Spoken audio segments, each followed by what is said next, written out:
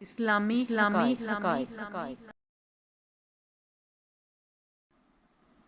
ایک کافر نے ایک بزرگ سے کہا اگر تم میرے تین سوالوں کا جواب دے دو تو میں مسلمان ہو جاؤں۔ سوال نمبر ایک، جب ہر کام اللہ کی مرضی سے ہوتا ہے تو تم لوگ انسان کو ذمہ دار کیوں ٹھہراتے ہو؟